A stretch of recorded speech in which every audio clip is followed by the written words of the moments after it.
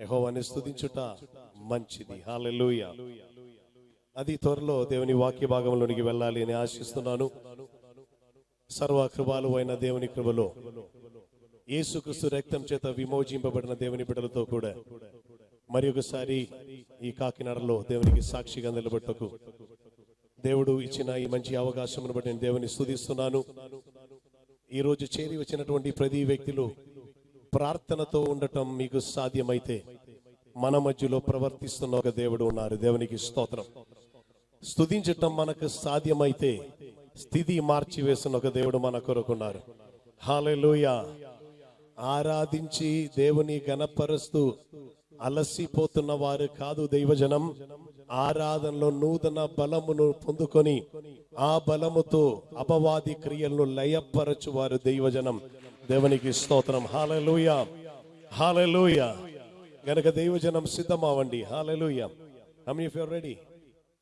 ఈ రోజు ఒక ప్రత్యేకమైనటువంటి అంశంలోనికి పరిశుద్ధాత్ముడు మనం నడిపించబోతున్నాం.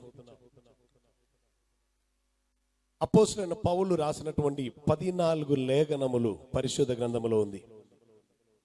కొత్త నిబంధనలో 21 ఉపదేశ పుస్తకములు ఉన్నవి. ఆ 21 ఉపదేశ పుస్తకములో 14 ఉపదేశములు మొత్తం అపోస్తలుడైన పౌలే రాశారు.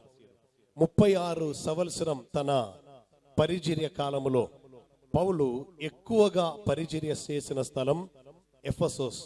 ఎఫెసోసులో ఉన్నటువంటి సంఘము కొరకు ఎక్కువగా అపోస్తలుడైన పౌలు పరిచర్య చేశారు. దేవునికి స్తోత్రం. మీలో కొందరు ముఖభావం చూస్తే ఏదో నష్టపోయినట్టుంది. దేవునికి స్తోత్రం. హల్లెలూయా, హల్లెలూయా. ఒకవేళ ఏదైనా నష్టపోయి ఉంటే విచారపడవద్దు. దేవునికి స్తోత్రం. ఆమేన్. హల్లెలూయా. దేవునికి ఇష్టలై మారటానికి కొంచెం నష్టపోవటం మంచిదే. దేవునికి స్తోత్రం. హల్లెలూయా. కనుక స్తుతించుకొని సంతోషంగా దేవుని సన్నిధిలో ఉండండి. ఆమేన్. ఇశ్రాయేల్ ప్రజలు చేరి వచ్చిన చోటలో బైబిల్లో రాసి ఉంది ఏం తెలుసా? నీతిమంతుల గూడారములో ఏమున్నదంట? ఉత్సాహధ్వని ఉండేది. స్తోత్రం. ఇశ్రాయేలును శపించటానికి వచ్చిన బిలాము ఇశ్రాయేల్ చూసి చెప్తున్న ఒక మాట ఉంది. ఇదిగో ఒంటరిగా నివసిస్తున్న ఒక జనాంగం, వీరి జనములలో లెక్కింపబడట్లేదు. They are not counted among nations. వారు సెపరేటెడ్ గా ఉన్న గ్రూప్. కానీ ఆ గ్రూప్ని చూసి ఆయన చెప్తున్న మాట, రాజు ఒక్క జయధ్వని వారిలో ఉన్నది. Hello, they didn't have a king at that time. అప్పుడు వారికి రాజు లేదు. కానీ రాజు ఒక్క జయధ్వని వారిలో ఉన్నది. కారణం, దేవుడే వారి మధ్యలో రాజువై ఉండను. దేవునికి స్తోత్రం. హల్లెలూయా.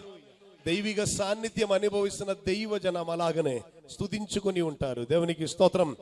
దేవుని స్తుతించకుండా ఒక క్రైస్తవుడు ఉండలేరు అని నా అనుభవంలో నేను చెప్పగలుగుతాను. నేను ఒక క్రైస్తవుడిని. దేవునికి స్తోత్రం. హల్లెలూయా. దైవిక సాన్నిధ్యం అనుభవిస్తున్నప్పుడల్లా హృదయం నింపినటువంటి కృతజ్ఞత భావమును బట్టి నోరార పలుకుతున్నటువంటి మాట స్తుతియు స్తోత్రము హల్లెలూయా అని. దేవునికి స్తోత్రం. అది ఎక్కడి నుంచో అప్పు తీసుకొని ఆమేన్ హల్లెలూయా చెప్పండి అని ఎవరో ఒకరు చెప్తున్నప్పుడు వస్తున్న ఒక పదం కాదండి. స్తోత్రం. కృతజ్ఞత భావం లోపల ఉన్నప్పుడు లోపల నుండి జనరేట్ అయి బయటికి వస్తున్న పదమే హల్లెలూయా. దేవునికి స్తోత్రం. హల్లెలూయా. I have come here to receive something special from the lord. దేవుని యొద్ద నుండి ఏదో స్పెషల్ గా స్వీకరించుటకు వచ్చి ఉన్నాను. వృధా నేను ఇక్కడ నుంచి వెళ్ళను. దేవునికి స్తోత్రం. తీర్మానంతో దేవుని సన్నిధిలో ఉండండి. హల్లెలూయా. సో అపోస్తలుడైన పౌలు రాసినటువంటి ఆ పత్రిక నుండి మనం అనేకసారి విన్నటువంటి ఒక వాక్య భాగములో ఉన్న చిన్న అని నేను చెప్తున్నప్పుడు ఒక గొప్ప అంశమును, ఒక గొప్ప భావమును తీసుకుని రావాలని ఆశిస్తున్నాను. నిన్న కొంచెం దానిలో ఒక భాగం గుడివాడలో చెప్పడానికి దేవుడు కృప చూపించారు. విజయవాడలో కూడా కొంచెం ఒక అంశం చెప్పడానికి కృప చూపించారు. నాకైతే చెప్పి ముగించాలని ఆశ ఉంది. వాక్యమే కాదా, ముగించటం సాధ్యం కాదు. దేవునికి స్తోత్రం. ఎంతవరకు దొరుకుతున్నదో అంతవరకు స్వీకరించడానికి సిద్ధంగా ఉండండి. ఆమేన్. మీ కొరకున్న దైవిక ఆలోచన అని అర్థం అయితే అది వేరొకరిలోనికి పోవకుండా స్వీకరించుటకున్న మనసుతో దేవుని సన్నిధిలో ఉండండి. నేను చెప్పిన అర్థమైందని అనుకుంటున్నాను. మీ కొరకున్న దైవిక ఆలోచన అయితే అది స్వీకరించండి. ఎలా స్వీకరిస్తారు? హల్లెలూయా. ఆమేన్. ఒక ఆమేన్ పలకండి. ఆమేన్. ఒక హల్లెలూయా చెప్పండి. లేదా చప్పట్లు కొట్టి దాన్ని స్వీకరించండి. స్తోత్రం. వాక్యం వస్తున్నప్పుడు వృధా పోవకూడదు. ఆమేన్. రెస్పాండ్ అవ్వండి. హల్లెలూయా. హల్లెలూయా. మనం చదవకుండా వినిన వాక్య భాగం అనేకం ఉంది. నమ్ముట నీ వలన అయితే స్తోత్రం. ఇప్పుడు అర్థమైంది కదా, మీరు చదవలేదండి, దేవునికి స్తోత్రం. హల్లెలూయా. ఇలాగను చదవకుండానే మనం విన్నటువంటి అనేక వాక్య భాగం ఉంది, దేవునికి స్తోత్రం. కారణం, ఎవరో ప్రార్థన చేస్తున్నప్పుడు లేదా వాక్యం చెప్తున్నప్పుడు ఈ వాక్యమును చెప్తుంటారు కనుక మనం అది వింటుంటాం. స్తోత్రం. మనకు ఆ వాక్యము కన్నా వాక్యములో ఉన్న వాక్కు ఇష్టం. చెప్తున్నా, మీకు అర్థమవుతుందని నమ్ముతున్నాను. ఆ వాక్యము కంటే ఆ వాక్యములో ఉన్న వాక్కు ఇష్టం. ఆ వాక్యం తెలుసా? నమ్మువానికి సమస్తము సాధ్యం. ఇదే మనకి ఇష్టం. హల్లెలూయా. అసాధ్యమైన వాటిని సాధ్యముగా చేయటం సాధ్యం. ఒక పాజిటివ్ అప్రోచ్ అక్కడ ఉన్నది గనక అది సాధ్యం అని వస్తున్నప్పుడు మనకు సంతోషం అవుతున్నది. హల్లెలూయా. లేదా నమ్ముట నీ వల్ల అయితే అని మాత్రమే ఉంటే మనకు పెద్ద ఇంట్రెస్ట్ ఏమి ఉండేది కాదు. స్తోత్రం. ఆమేన్. చిన్న పిల్లలకు అందరికి నేర్పిస్తున్న ఒక వాక్య భాగం ఉంది. ఏ వాక్య భాగం? దేవునికి స్తోత్రం. యెహోవా నా కాపరి. చిన్న పిల్లలందరికీ అది నేర్పిస్తుంటారు. ఆ వాక్య భాగం ఎక్కడ ఉన్నదని ఆ పిల్లలకు తెలియకపోయినను పర్వాలేదు, కానీ ఆ వాక్య భాగమును పిల్లలకు నేర్పిస్తుంటారు. స్తోత్రం. కారణం ఏం తెలుసా? యెహోవా నా కాపరి అనేది పెద్ద ఇంట్రెస్ట్ ఏం లేదు, కానీ నాకు లేమి కలుగదు. మీరు కొంచెం లిబరల్ గా ఉండండి ఈరోజు, దేవునికి స్తోత్రం. ఉన్నది ఉన్నట్టుగా చెప్పడానికి సిద్ధంగా ఉండండి. హల్లెలూయా. భక్తి పరులై మనం ఏమి చూపటనక్కర్లేదు, శక్తి పరులై ఉంటే చాలు. స్తోత్రం, స్తోత్రం.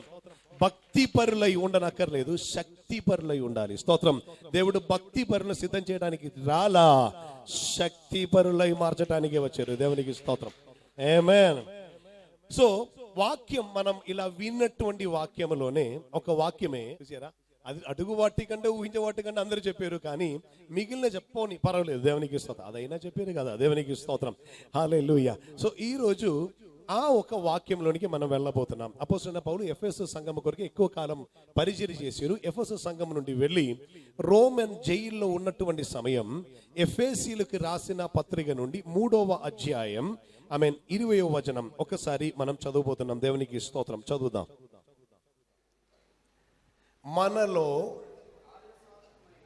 కార్య సాధకమైన తన శక్తి చెప్పున మనము అడుగు వాటన్నిటి కంటెను, ఊహించు వాటన్నిటి కంటెను అతి అధికముగా చేయు శక్తి గల దేవునికి క్రీస్తు యేసు మూలముగా తరతరములు సదాకాలము మహిమ కలుగును గాక. ఆమేన్. ఎవరికి శక్తి ఉన్నదని ఆ వాక్యం నుండి మనం విన్నారు? శక్తి గల విన్నారా?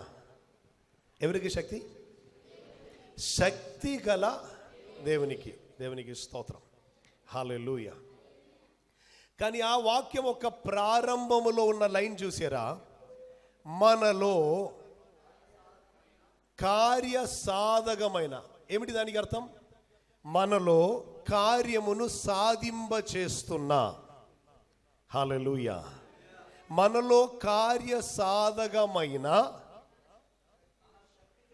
తన శక్తి చెప్పున. సో శక్తి ఎవరిది? దేవునిది. కానీ ఈ కార్యమును ఎక్కడ సాధిస్తున్నారు? మనలో. పక్కన ఉన్న వ్యక్తిలో కాదు, నాలో. స్తోత్రం, స్తోత్రం. మనలో అనగా నాలో, వ్యక్తిగతముగా నాలో కార్య సాధకమైన తన శక్తి చెప్పున మనము అడుగు వాటి కంటను, ఊహించు వాటి కంటను అత్యధికముగా చెయ్యు శక్తి గల దేవునికి. దేవునికి స్తోత్రం. హల్లెలూయా. సో కార్యం జరుగుతున్నది ఎక్కడ? మనలో. పర్సనల్గా చెప్తే నాలో. హల్లెలూయా. జరుగుతున్నది నాలో. ఆమేన్. శక్తి ఎవరిది? హల్లెలూయా. Very good.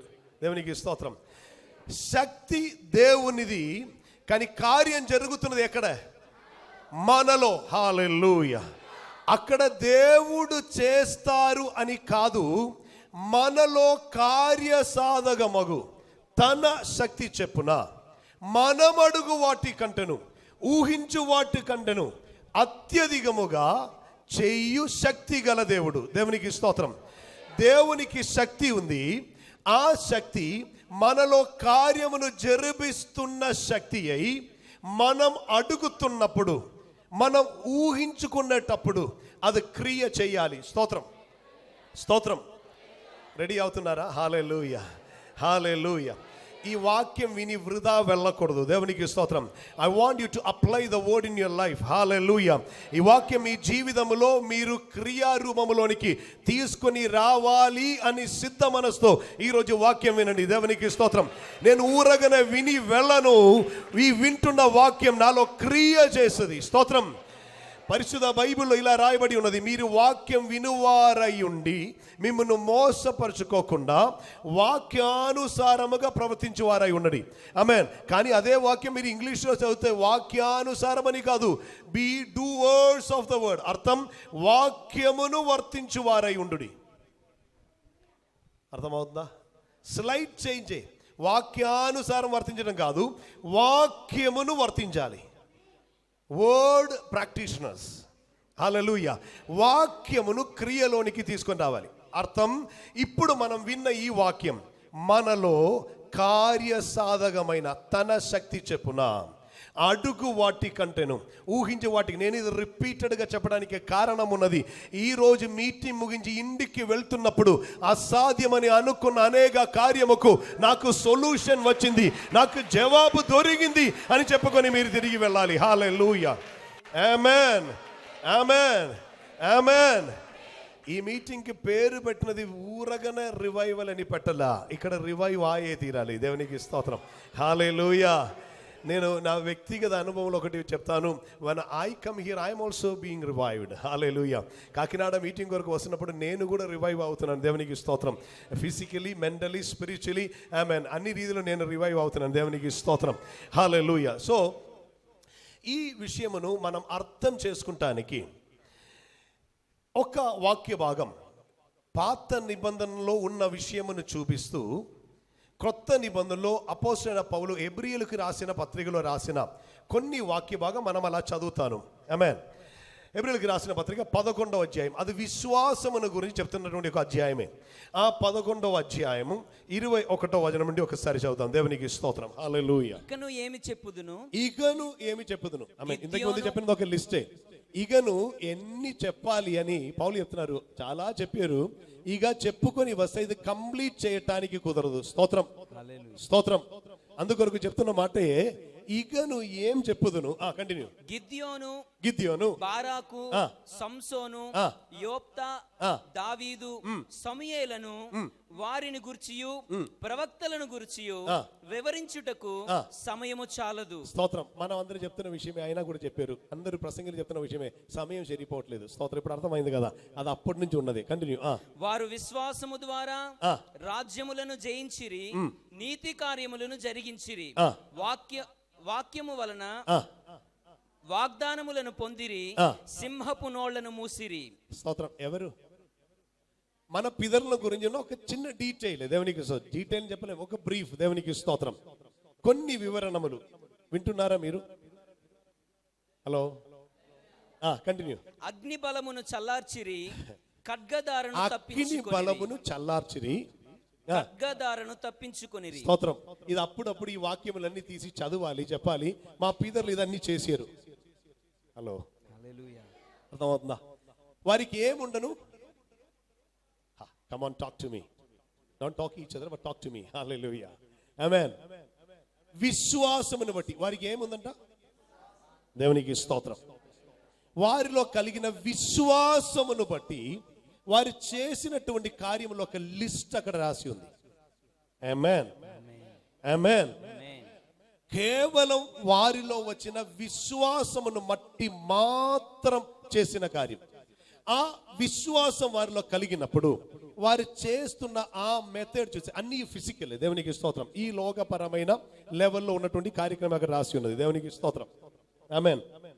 నేను మొన్న ఒక వ్యక్తికి ఫోన్ చేశాను.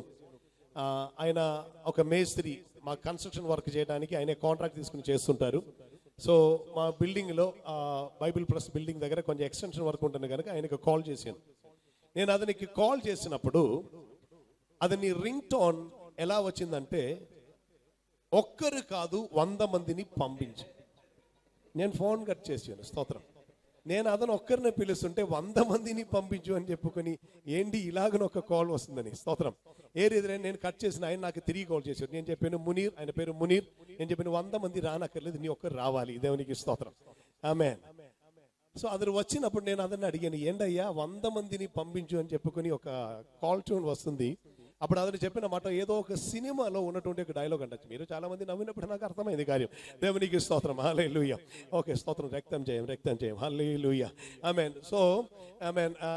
ఈ వ్యక్తి చెప్పారు సినిమాలో ఉన్నటువంటి డైలాగ్ అది, ఒక వ్యక్తి 100 మందిని చంపుతుంటారు అన్నారు. నేను చెప్పాను ఓకే. సో నేను చెప్పాను 100 మందిని చంపినందున ఆయన హీరో. నేను చెప్పాను అయ్యా 100 మందిని చంపినందున హీరో అంటారా?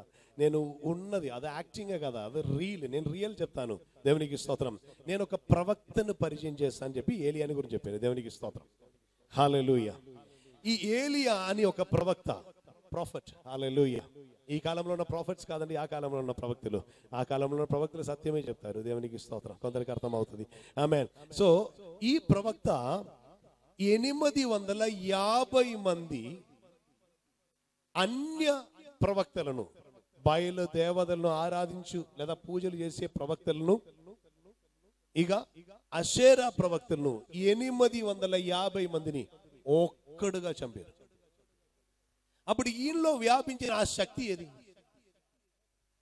గుర్రం తీసుకొని వెళ్తున్న రథము మీద ఎక్కి ఆహాబ్ అని రాజు వెళ్తున్నారు. ఆమేన్. Horse power. స్తోత్రం. ఈయన రథములో వెళ్తుంటే ఏలియా ఏం చేశారంట, రథము కంటే ముందుగా పరిగెత్తిపోయాడు. హలో. అప్పుడు ఇతనిలో వ్యాపించిన శక్తి ఏది? హల్లెలూయా. అతనిలో అప్పుడు వ్యాపించిన శక్తి దైవ శక్తి. స్తోత్రం. హల్లెలూయా.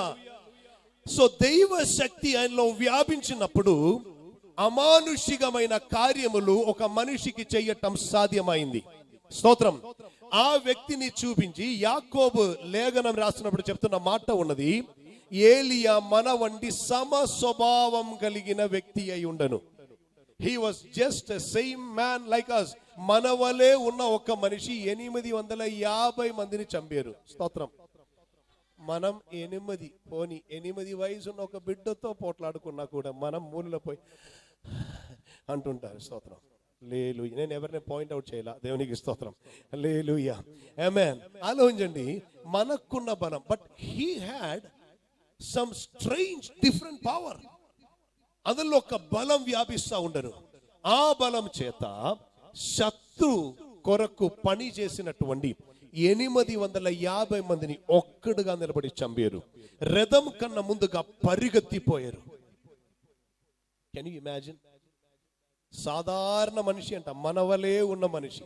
సో అతనిలో వ్యాపించిన శక్తి ఏమిటని అతడు గుర్తెరిగి ఉండను. స్తోత్రం. హల్లెలూయా. హల్లెలూయా. దావీద్ అనే ఒక వ్యక్తిని గురించి అక్కడ మనం చదివాం. స్తోత్రం. ఆమేన్. దావీద్ అనే వ్యక్తి వచ్చి నిలబడి ఉన్నారు. జయం జయం జయం జయం అని చెప్పుకొని యుద్ధములో వెళ్తున్న ఇశ్రాయేల్ సైనికులు ఉన్నారు. స్తోత్రం. ఈ ఇశ్రాయేల్ సైనికులందరూ ఒక్క మనిషిని చూసి పారిపోయి దాక్కున్నారు. ఆమేన్. కానీ దావీద్ అనే వ్యక్తి వచ్చి నిలబడి చెప్తున్న మాట, ఇతనిని చంపి ఇశ్రాయేలు నింద తొలగించి వానికి ప్రతిఫలం ఏమిటి అని చెప్తున్న మాట, ఇదన్న చంపటం ఖాయం, అతడు చావటం ఖాయం. చంపటానికి నేను రెడీ, వాడు చావటానికి రెడీ. దేవునికి స్తోత్రం. ఇతరులు ఎలా చూసారు? సార్ మేము చావటానికి రెడీ. మీకు అర్థం అవుతుందా? ఇతరులు వాళ్ళు చావటానికి రెడీ అయ్యారు, కానీ దావీదులో వ్యాపించిన వేరొక శక్తి ఉండను. ఆమేన్. ఆ శక్తితో దావీదు వచ్చినప్పుడు గొల్యాత్ అనే వ్యక్తిని చూడలా, తనకు చంపటానికి ఒకరు దొరికాడు. స్తోత్రం. ఇశ్రాయేల్లో ఉన్నటువంటి కన్యకులు పాట పాడినప్పుడు పాడుతున్న ఒక పాట ఉన్నది, సౌలు 1000 మందిని చంపి ఉండొచ్చు, దావీదు 10,000 మందిని చంపెను. 10,000 మందిని దావీదు చంపినప్పుడు ఇప్పుడు ఇక్కడ 100 మందిని హీరో చేస్తున్నాడు. స్తోత్రం స్తోత్రం స్తోత్రం. ఇక ఎందుకండి, బైబిల్లో ఏం రాసింది తెలుసా? మీలో ఒక్కరు ఎంతమందిని, మీలో ఒక్కరు ఎంతమందిని, 10,000 మందిని చెప్పదు, వాక్యం తెలిసి ఉంటని చెప్పాలి. మీలో ఒక్కరు 1000 మందిని, మీలో ఇద్దరు 10,000, అప్పుడు మీలో ముగ్గురు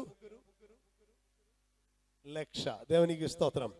ఆమె ప్రపోర్షన్ మర్చిపోదు. దేవునికి స్తోత్రం. హల్లెలూయా. మీలో ఒక్కరు 1000 మంది, ఇద్దరు వస్తే 10,000 మంది, ముగ్గురు వస్తే 1,00,000. హల్లెలూయా. ఏమిటి దానికి ఉన్న అర్థం? మనలో వ్యాపిస్తున్న శక్తికి ఒక ప్రత్యేకత ఉంది. And why this is not happening? ఈ శక్తి ఎందుకు నెరవేరట్లేదు? హల్లెలూయా. నేను పాత నిబంధనలో కొంతమంది వ్యక్తులు కూడా చెప్పిన తర్వాత దీనిలోనికి తిరిగి వస్తాను. స్తోత్రం. అది చెప్పకుండా ఉండలేను. హల్లెలూయా, హల్లెలూయా, హల్లెలూయా. ఒక వ్యక్తి యుద్ధం చేయటానికి పోయి నిలబడి ఉన్నాడు. ఆమేన్. మీరు రెడీగా స్తుతించటానికి రెడీగా ఉండండి. స్తుతించుకొని ఉంటే దీని భావం వెంటనే అర్థం అవుతుంది. స్తోత్రం. యుద్ధం చేయటానికి వచ్చి నిలబడి ఉన్నారు ఒక ఆర్మీ కెప్టెన్. హల్లెలూయా. పేరు యెహోషువ. స్తోత్రం. ఈ ఆర్మీ కెప్టెన్, నేను ఇప్పుడున్న రీతిలో చెప్తాను, ఆయన తుపాకీ పట్టుకుని రెడీగా ఉన్నారు. స్తోత్రం. హల్లెలూయా. ఇప్పుడు మిగిలిన సోల్జర్స్ అందరూ రెడీగానే ఉన్నారు. ఈయన చెప్పవలసిన మాట ఫైర్ అని చెప్తే ఫైరింగ్ జరగాలి. అవునా కదా? హల్లెలూయా. యుద్ధం చేయడానికి వచ్చి నిలబడినటువంటి వ్యక్తి ఇక్కడ ఉండి అప్పుడప్పుడు పర్వతం పైకి చూస్తున్నారు. హలో, నాకు ఒక క్వశ్చన్ ఉంది. యెహోషువ, what are you doing there? యుద్ధం చేయవలసిన నీవు, ఫైర్ చేయవలసిన నీవు అక్కడ నిలబడి ఏంటి పర్వతం వైపు చూస్తున్నారు? అప్పుడు యెహోషువ చెప్తున్న మాట వినండి ఒకసారి. ఆయన చెప్తారు, ఈ రోజు యుద్ధములో జయం రావటానికి తుపాకీ కాదు, పర్వతం మీద ఒక్కడు చేతులు పైకెత్తుతారు, ఆ చేతిలో ఉంది విజయం. హల్లెలూయా. ఆయన చేతులు ఎత్తితే చాలు, మేము ఇక్కడ ఫైరింగ్ చేయకపోయిన విజయం సాధ్యమే. కారణం శక్తి అక్కడ నుండి వ్యాపిస్తుంది. హల్లెలూయా. ఆయన చేతులు దించితే మేము ఫైరింగ్ చేసి ప్రయోజనం లేదు. ఒక అభిషిక్తుడు కొండ పైన ఎక్కి చేతులు ఎత్తితే ఒక సైన్యముకు విజయం. మీకు అర్థం అవుతుంటే దేవుని గణపరచండి. స్తోత్రం స్తోత్రం స్తోత్రం స్తోత్రం స్తోత్రం. ఇదొక సాధారణ రోజై మారకూడదు. నీవు తిరిగి వెళ్తున్నప్పుడు ఒక ప్రత్యేకత నీలో వ్యాపించి ఉండాలి. దేవునికి స్తోత్రం. హల్లెలూయా, హల్లెలూయా. ఒకసారి ఆలోచించి చూడండి. కొండ పైకి వచ్చినప్పుడు ఒక్క వ్యక్తి, ఆ వ్యక్తి మోషే, అతడు ఒక అగ్ని చూశారు. స్తోత్రం. ఆయన అగ్ని చూశారు. స్తోత్రం. ఆయన అగ్ని అనుభవించలా, ఆయన అగ్ని చూశారు. ఆయన చూసిన అగ్నికి ప్రత్యేకత ఉండను. పొద, అగ్ని అలా మండుచున్నది, కానీ పొద కాలిపోవట్లేదు. ఈ వింత ఏమిటి అని చూడటానికి ఆయన అక్కడికి వెళ్తున్నారు. స్తోత్రం. వెంటనే దేవుడు ఆయనను పిలిచారు. హల్లెలూయా. సో ఆయనకి దొరికిన ఎన్కౌంటర్ ఇది. అగ్ని చూశారు, దేవుని స్వరం విన్నారు. Come on people. Hallelujah. I want to tell you, 66 పుస్తకం ఉన్న దేవుని వాక్యం ఆనాడు మోసే చేతిలో లేదు. ఓ గాడ్. మనం దేవుని వాక్యమును చేత పట్టుకుని వెళ్తున్నాం. స్తోత్రం. ఆ మోసే చేతిలో ఏ దేవుని వాక్యము లేదు. అప్పుడప్పుడు చదివి తెలుసుకుంటానికి ఉన్న విషయం ఏదీ లేదు. అప్పుడు వరకు జరగలేని ఒక నూతన కార్యం చూశారు. ఇది ఏమిటి అని వెళ్తుంటే స్వరం విన్నారు. స్తోత్రం. ఆ వ్యక్తి విన్న స్వరం, ఆ వ్యక్తి చూసినటువంటి అగ్ని, ఆ వ్యక్తికి వచ్చినటువంటి సామర్థ్యం ఎటువంటిది తెలుసా? 40 సంవత్సరం పాటు దాదాపు 40 లక్షల మంది వ్యక్తిని ఎడార్లో నడిపించడానికి సరిపోయే ఒక అభిషేకం అతని మీదకి దిగి వచ్చింది. దేవునికి స్తోత్రం, స్తోత్రం, స్తోత్రం, స్తోత్రం, స్తోత్రం. హల్లెలూయా. 40 సంవత్సరం వారిని పోషించారు. 40 సంవత్సరం వారికి నీళ్ళిచ్చారు. 40 సంవత్సరం అద్భుతములు మాత్రం జరుగుతూ ఉండను. ఆయన వచ్చి నిలబడితే అతన్ని ఆపటానికి ఏ ఫరోకి కుదరలా, ఏ ఐగుప్తు రాజునకు సాధ్యం కాలా. He only saw the fire. ఆయన అగ్ని చూశారు. స్తోత్రం. అగ్ని నుండి దైవస్వరం విన్నారు. దేవునికి స్తోత్రం. హల్లెలూయా. ఇగను చెప్పమంటావా? యెహోషువని గురించి చెప్పారు కదా. యెహోషువ అనే వ్యక్తి 6 అడుగు హైట్ ఉండవచ్చు, మేబీ కొంచెం కూడా ఎక్స్ట్రా ఉండొచ్చు, ఉండని పర్వాలేదు, దేవునికి స్తోత్రం, హల్లెలూయా. 6 అడుగు ఉన్నటువంటి ఒక మనిషి భూమి మీద అడుగు పెట్టి నిలబడి ఉన్నారు. స్తోత్రం. యుద్ధం కొనసాగుతుంది. ఆమేన్. ఈ యుద్ధములో ఇంకను విజయం సాధించలాం. విజయం సాధించుటకు ఇప్పుడు చీకటి అయితే, సాయంకాలం వచ్చింది, చీకటి అయితే యుద్ధములో విజయం సాధించడం కుదరదు. స్తోత్రం, స్తోత్రం. శత్రువులను మొత్తం ఇకను చంపలేదు అని అర్థం. హల్లెలూయా. 6 అడుగున్న మనిషి భూమి మీద అడుగు పెట్టి నిలబడి సూర్య నక్షత్రం వైపు చూశాడు. హల్లెలూయా. ఆమేన్.